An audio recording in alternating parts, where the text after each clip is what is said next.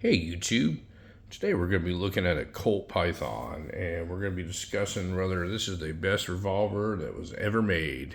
And the example I have here in front of you is a gun that I've shown many times on this channel.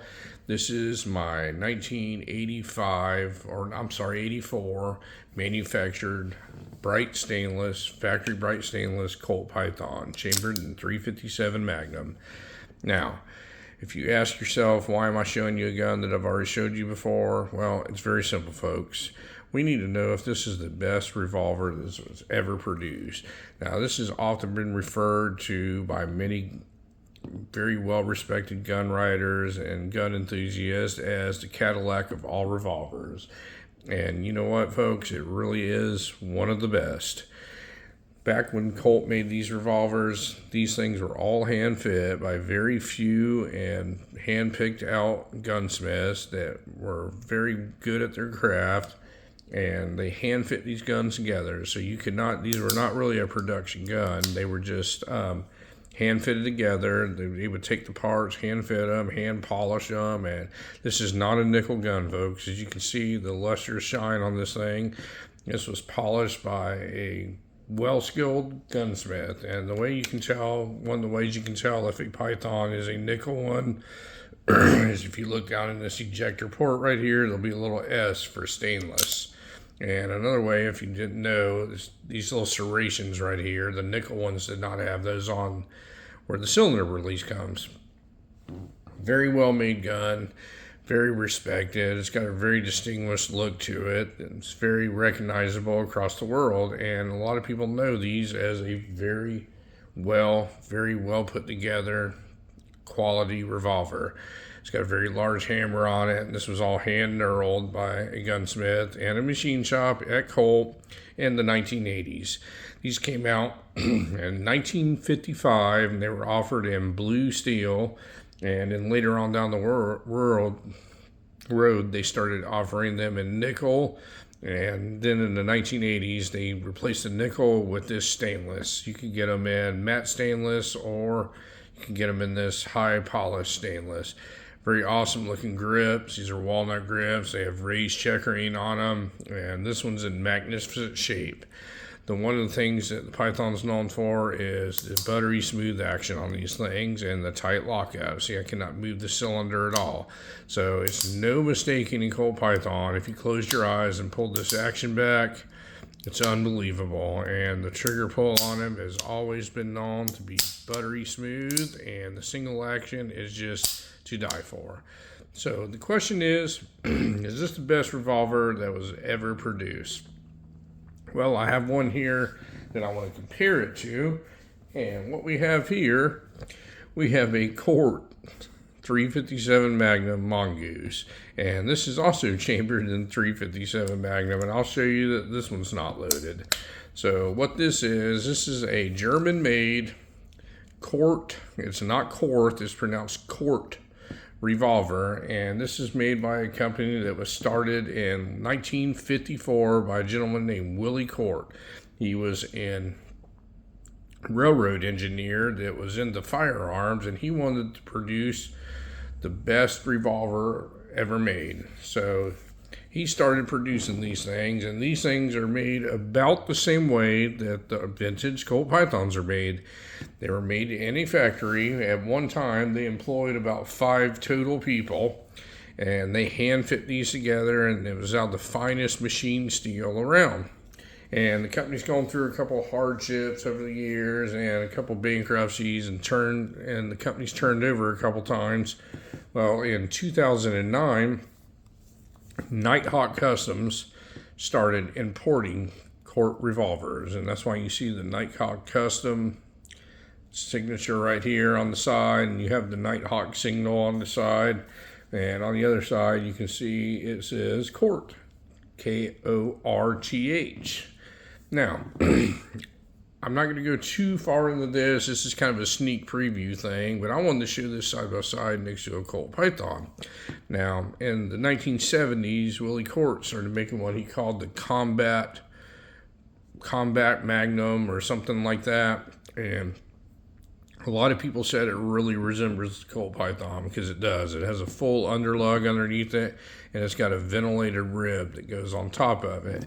Adjustable sights, and a lot of people want to know what this little button is. Well, this little button, if you push this forward, that is your cylinder release on a Colt Revolver. Now, one of the differences in this thing mainly is it's got two lock-up positions right here.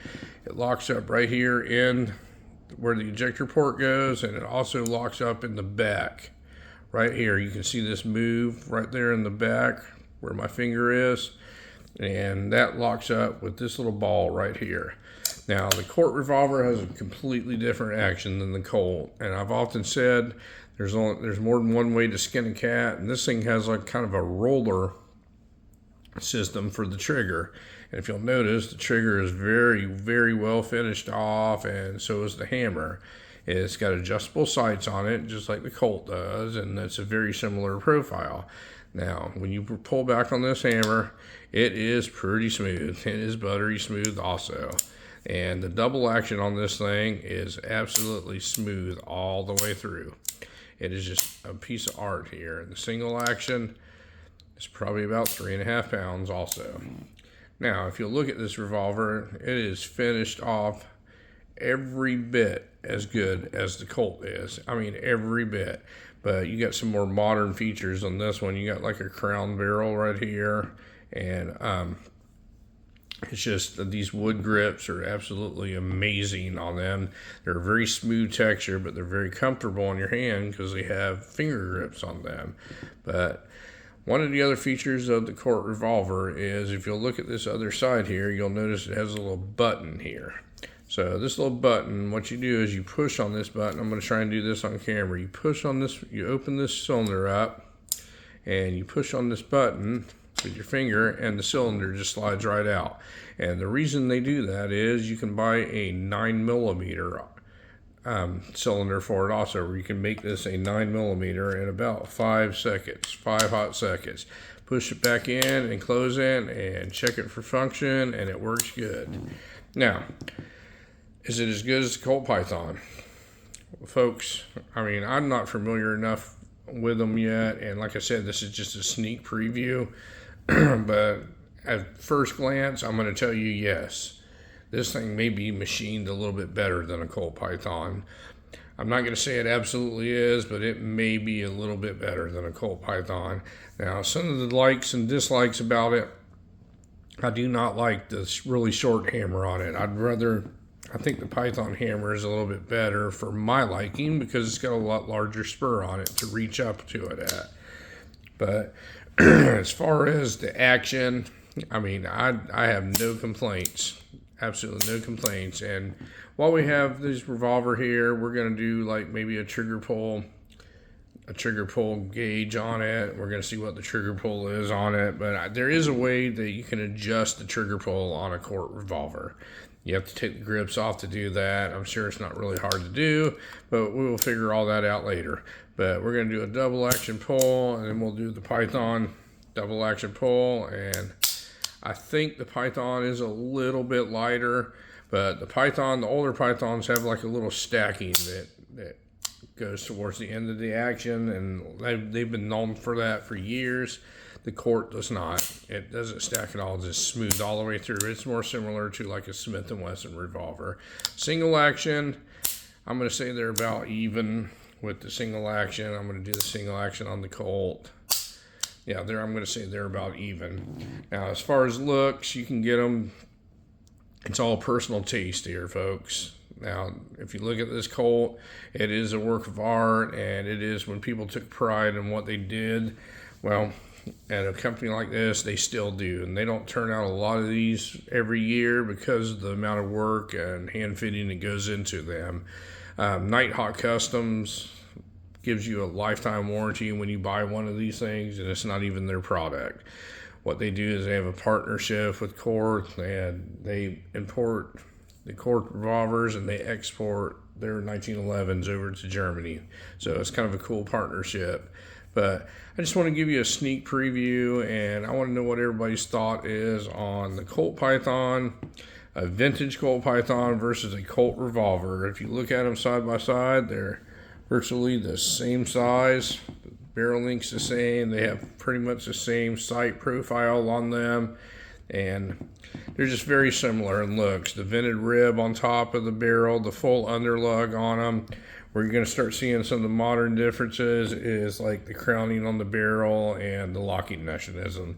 The Colt only locks up in one place on these, but it is bank vault tight. And Colt, that's just one of the things they do. It locks up super tight. On the Colt, it locks up in two places, and it is tight also.